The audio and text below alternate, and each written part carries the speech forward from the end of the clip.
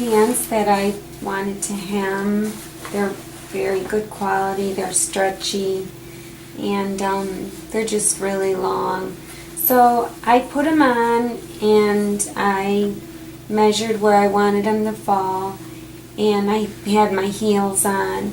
In the backs of the pants, what I did was I just rolled them up twice. These, here's the seam that's already, or the hem that's already on them. So I rolled them up twice and then tried them, and I was like, that seems pretty good. And so then I measured with my seam gauge what this amount was of the original hem, this amount here, and it was 4 millimeters. So I put, I figured, okay, that's 4 millimeters. So I rolled it twice, so then I probably wanted 8 millimeters. So then I put this on 8 millimeters, and then the first thing I did though was I did it on the sides. So I did 8 millimeters on the sides. The sides are usually longer on a hem, it seems, because otherwise it looks kind of funny. And so I measured one side and pinned it right at the seam, matching my seam lines, and then I did that to the other side and matched the seams at 8 millimeters. But what I noticed was when you're wearing high heels, the back of the pants, okay, so this is the back, I wanted it to come a little higher because I wanted it to show the heel a little bit. So you'll notice that this is just slightly higher than the 8 millimeter, not even by much, because I couldn't really get it up too much higher without messing everything up.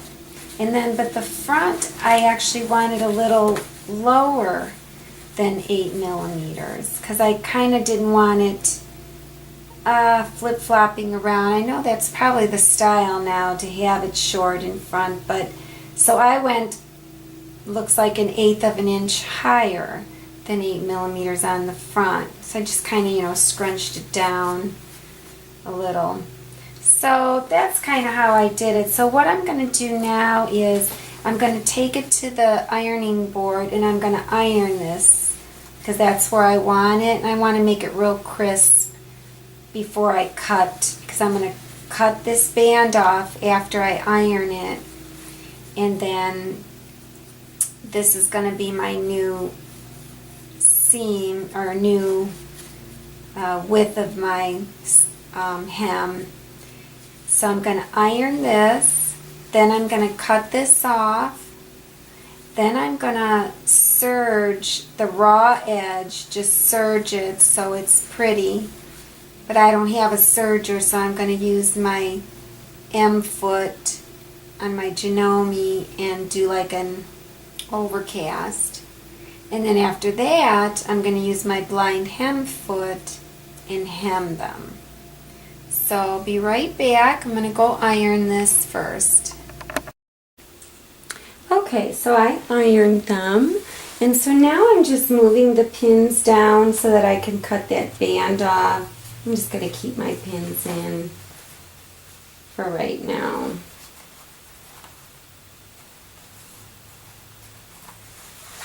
So I'm just going to use the edge of the existing band to cut it. I like to use shorter scissors when I'm cutting. So then I'll just cut this off. And it doesn't have to be perfect because I already have my hem figured out.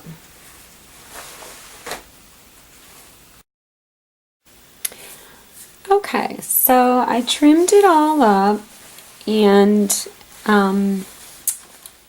So now I'm just going to take the pins out because I want to serge or overcast or overlock. And I want to finish this edge. So to finish this edge, and I'm going to finish it on the right side of the fabric, so when it's folded, that's the top, that's the part that you'll see is the right side of the fabric. If you look inside. So I'm going to do it like this and go all the way around. So I have to put in my, it's called the M foot, and it's I think it is called an overlock foot, but it's got an M on it. It's Janome. And what's going to happen is there's a little black, let's see, there's this little black bar that kind of sticks out. You can see how it sticks out, and that's going to rest up against the edge. So what you do is, when it's on the machine, it rests on the edge, and that's how you glide. You just glide down that edge. It's your guide. Okay, so mode 2, number 13. Well, that's good, because then that's a good overcast stitch. That is really a good stitch. That's telling me to use M. So 13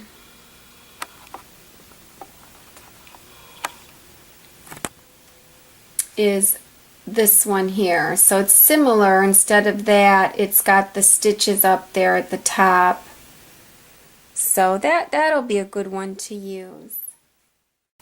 And on my daughter's machine, that's stitch number 11. So on this machine, it's stitch number 13.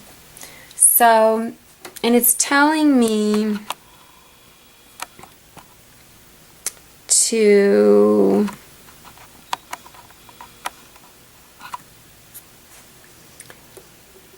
use my tension between 6 and 8, so I'm just going to put it on 6. And it's set at a stitch width of 7 millimeters and a stitch length of 2.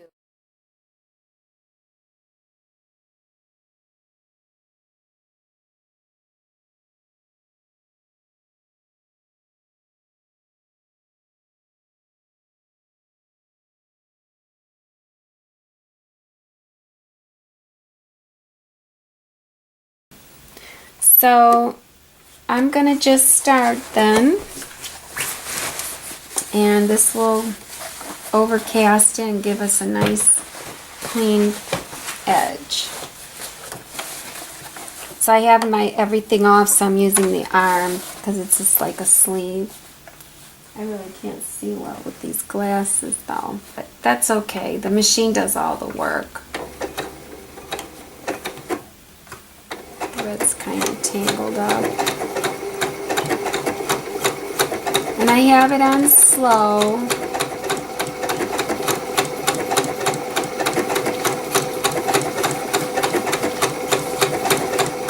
So I'm just basically guiding it. I'm not doing anything. I'm just letting the feet feed it. And start going a little faster.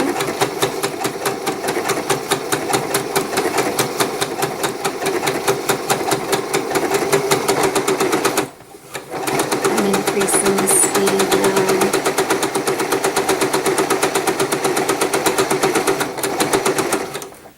now. When I get here, I just want to make sure that feeds under. Sometimes I take my awl and just kind of stick it under there just to make sure.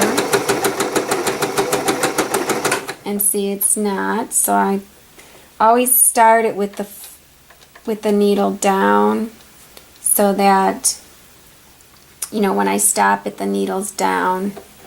So I'm going to lift that up, push that under, and continue.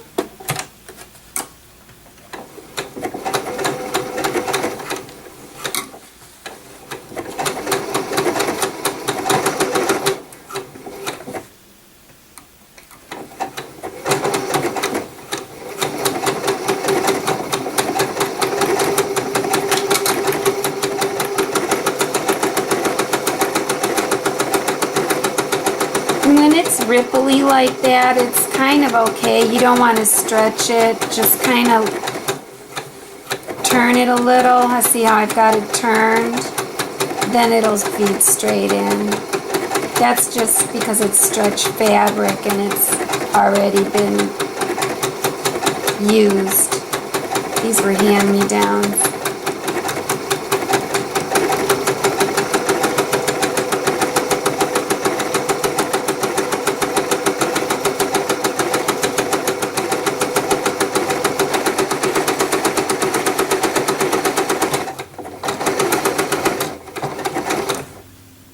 So now we're coming to this.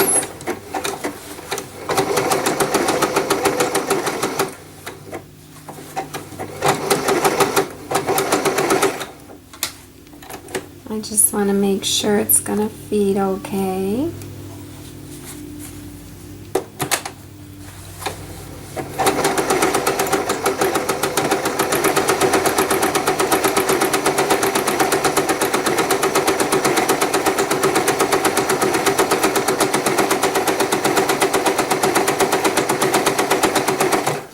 So then for this, if you want to know when you're at the end, you could take your chalk and you could mark a line right here, out here, so you can see when you're at the end. Or you could put a pin, you know, just out there, so you know when this reaches the needle. Either or.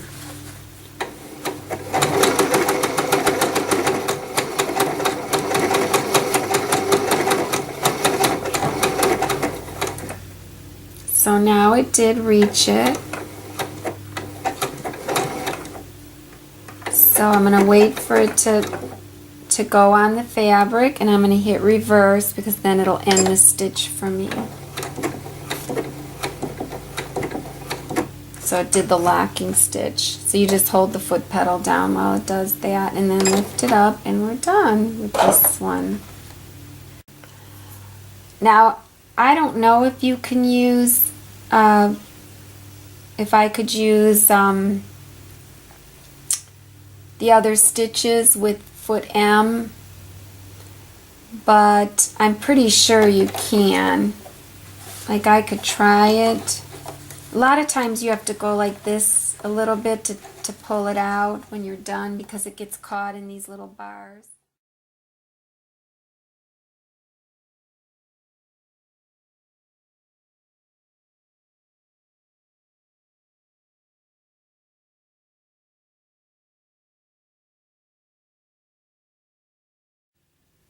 So, okay. So foot C only has 2 little bars. So you could see that that jumps over 5 millimeters by default, whereas foot M jumps over 7 millimeters because it had the 3 bars. So let's just... So both foots are good, just for different reasons, or different stitches.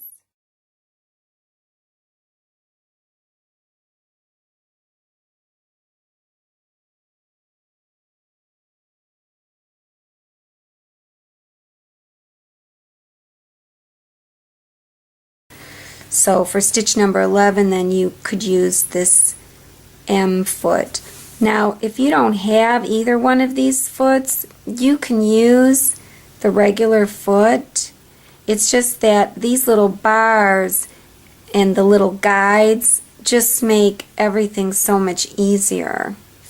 So it would be good to get one of these feet and use one of those overlock stitches. Okay, so we've done that. So now we're going to actually do the blind hem, and this is the blind hem foot, or it's foot G, and it's also called the stitch in the ditch foot. Quilters use it because they line up this little black bar right in the seam, and you just guide your fabric if you had a seam.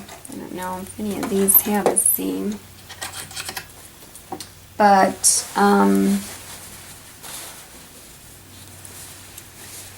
like here, I don't know if you could see this, it's not really a seam, but you would just guide the fabric along there and that would be your guide. It would just really fit in there and you'd have a nice straight stitch over onto the right of that. Say if you wanted to do a nice top stitch, this foot is invaluable for that. So we'll go ahead and put that in, and I'm just going to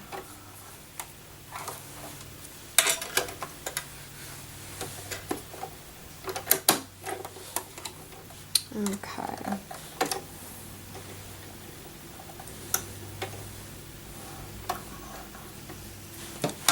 Use my awl for this.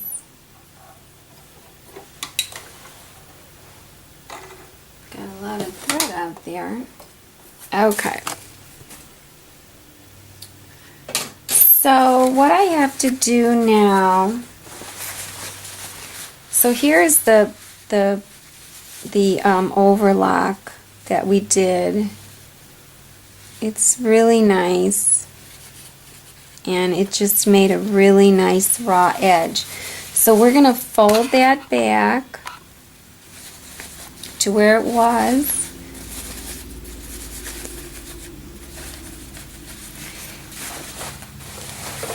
And now this is the tricky part.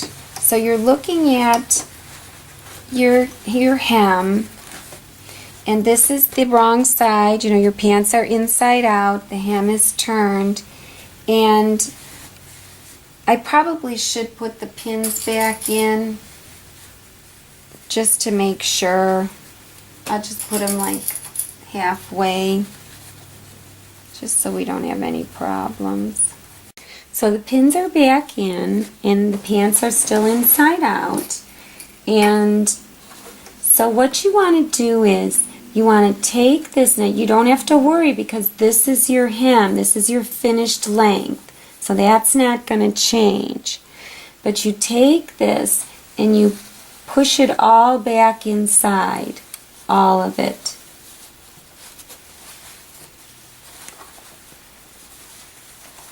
So that now the only thing that's sticking out, let me zoom in a little, is your overlock stitches. And what you want to do is now you want to go around and pin. Some people don't even do that. They just stick it in there the way it is. And I use it, see, I could have it like this and have these sticking out a lot. And what's going to happen with the overlock, it's going to jump over and catch just a hair thread here and then run a couple of straight stitches, then catch a hair, run a couple straight, catch a hair, run a couple straight. But what's nice about serging is you don't really want all of this, you know, free. You want to get as much of this serge stuck in there as you can. So what you can do is you can use this as your guide to where you want to. So you can actually go like this and just have a little bit of the overlock stitches showing. So now when it does your straight stitch, it's going to do it like halfway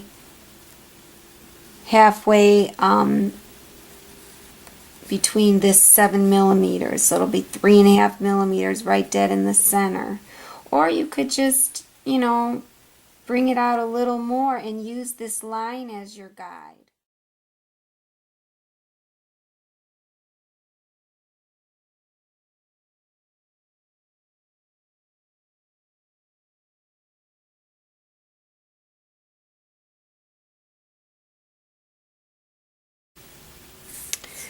So then, so I'm just going to use this now as a guide, and I'm going to do the two seams, or the side seams first. So I did the one side seam, and then the other side seam. And then, since this is stretch material and these are used and this is a little wavy, I have to stretch it just a little bit. I hate to do that, but I have to find where I'm going to work in some of these ripples. So I didn't really put that much on stretch on it.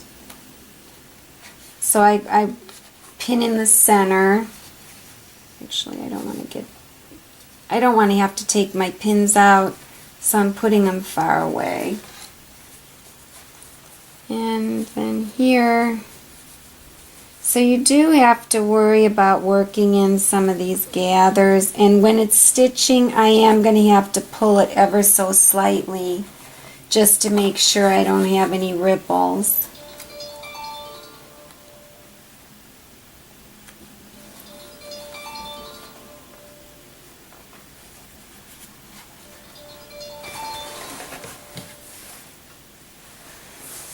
So then I'll do the same thing on this side, and I'll pin it. And I'll just pause this. Okay, it's all pinned and we're ready to go. And here's my little black bar, and I'm just going to rest the fold right against there. I have everything set on my machine. So I'm pretty sure it's going to stitch out just the way I want. This is the inside seam here, so I'm starting just ahead of it so that I could kind of run fast over it. Hopefully it's not going to cause me too many problems. I am going to take my pin out before I get there. So I'm just going to start it and see where it goes.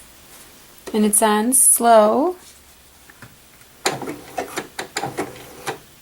So it's going good. It's going to sew my straight line just in front of, almost in the center, and it looks like it is picking up the thread. Just see, I could take this needle and move it more to the left so it picks up more of this, but it won't be as blind.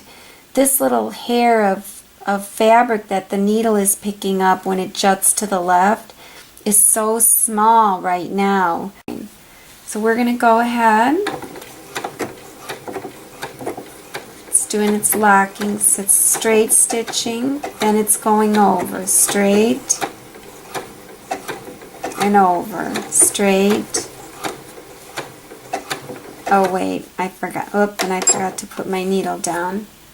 I wanted to glide over this quickly, so I'm going to pull the back a little bit as I try and glide over this hump.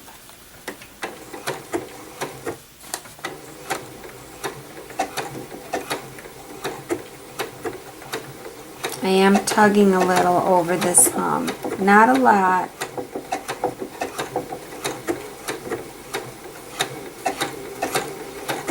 Just wanted to make sure I can get over that, and we're in the clear. So I'm speeding it up now. I wasn't going to take out the pins, but now I want to. So I'm barely putting any pressure at all on this.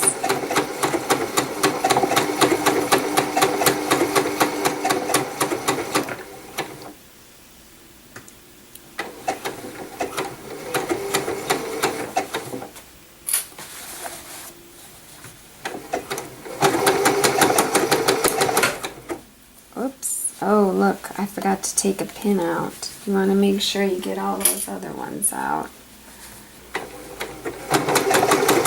See, that's why this foot is so good, this stitch in the ditch foot. It is invaluable. It makes this hemming so easy and professional.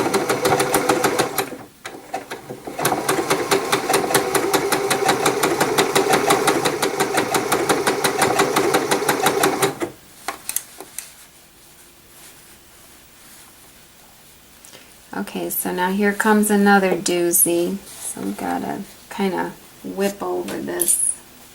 Oh, and look, good thing I stopped because I have another pin I forgot to take out. That would be awful. Okay, so I'm going to kind of keep my finger on that. It's probably fine. These Genomes are workhorses. It's not going to have any problem. Got to keep it in the bar though. Okay.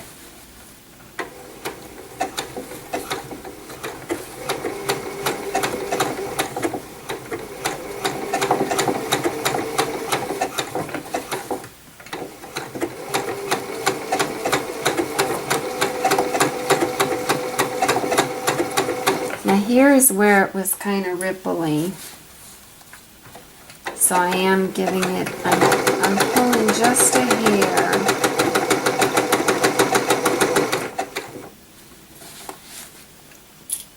And I'm already to the front. So that wasn't bad at all.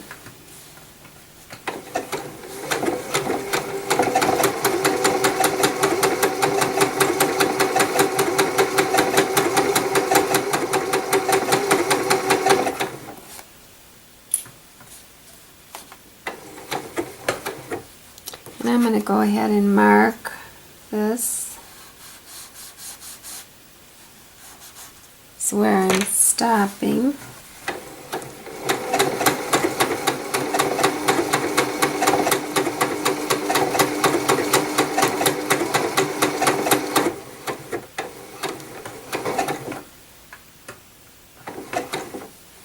So I stopped it while it was on this overlock part to the right, because you don't want it to do your locking stitch on the blind hem part. So now it's stopped there. I'm going to press the back stitch button once and hold the foot pedal down, and it did its locking stitch.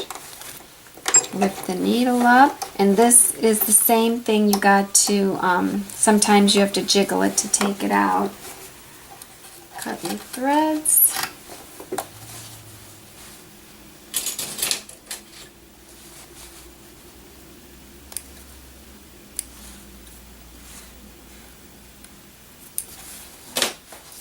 So there you can see. I don't know if you can see how it kind of, you can see the little stitches, how it kind of came over and grabbed a little bit and then did a straight stitch, grabbed a little bit, did a straight stitch, grabbed. And now we just pull it back out. Remember, this was our original hem. And if you look on the back, there's your blind hem. Now see, that was at 0.6, the default. And you can see it. I can see that. You know, I used the wrong, that thread looks brown against here.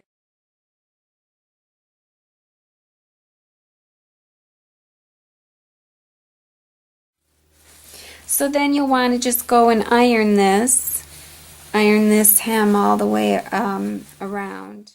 I don't know why it looks so beige on, well, yeah, because when you put it on the pant, that's what I should have done. You always want to lay it across the pant leg, and it looks completely brown on there. Oh well, at least you could see it. So I'll just do that one again. Okay, so I went ahead and I ripped out that thread that didn't match, and I put the black in because I'm not going to find anything dark gray for right now. And I don't know if you can see, but I ironed it, and the black, you can barely see, there you can see the little black stitches. And the other thing that I did was on this screen here,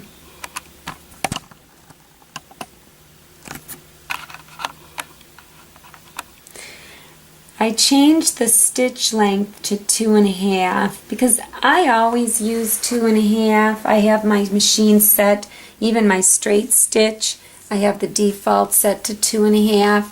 I don't think you need a 2 millimeter stitch on this.